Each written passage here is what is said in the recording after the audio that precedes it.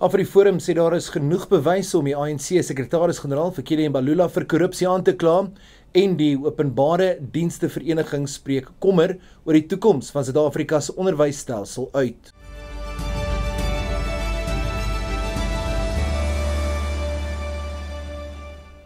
Goeienaand en baie welkom by die Afrikaanse nuus op Pretoria FM. Ek is James Kemp.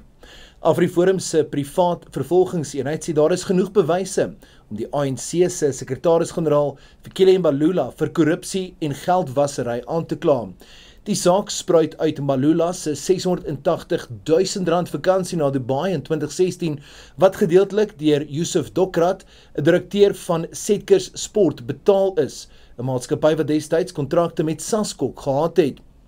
Mbalula en Dokrat hou vol dat R300.000 van die bedrag bloot 'n lening was, maar AfriForum sê die SAPD het nooit die oorsprong van die oorblywende R380.000 behoorlik ondersoek nie.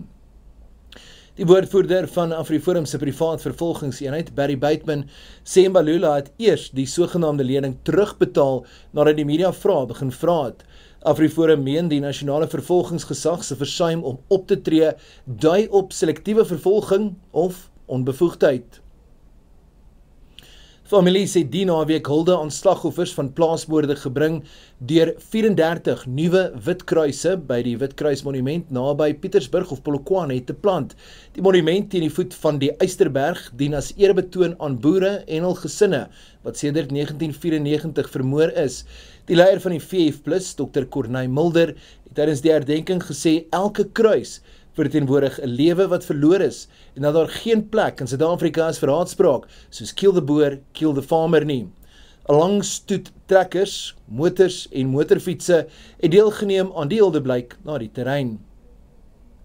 Die SAIK het gerugte oor moontlike afleggings ontken en beklemtoon dat die uitsaaiers steeds goed bestuur word. Volgens die SAIK se kommunikasiehoof, Monin Gubane, word uitdagings tydig geïdentifiseer en intern aangespreek. Intussen sê die vakbond Federasie Kusatu dat hy môre die internasionale dag vir ordentlike werk sal herdenk met massa-optrede om aandag te vestig op afleggings, swak ekonomiese groei en die stygende lewenskoste in Suid-Afrika. En die openbare dienste vereniging het sy kommer oor die toekoms van Suid-Afrika se onderwysstelsel uitgespreek en waarsku dat 'n tekort aan onderwysers die onderriggehalte landwyd kan bedreig. Volgens die Departement van Basiese Onderwys sal Suid-Afrika teen 2030 meer as 400.000 nuwe onderwysers nodig hê om 'n volhoubare onderwyser-leerling verhouding te handhaaf. Die vereniging sê oorvol klaskamers en 'n toenemende werklading het reeds tot uitbranding en spanning onder onderwysers gelei. Intussen meen die dekaan van onderwys aan die Universiteit van Stellenbosch, professor Mbulungeni Madiba, dat tegnologie kan help om die druk op onderwysers te verlig. Dan vanaand se nuus op Pretoria FM, ek is James Kemp en ek hoop jy 'n lieflike week verder.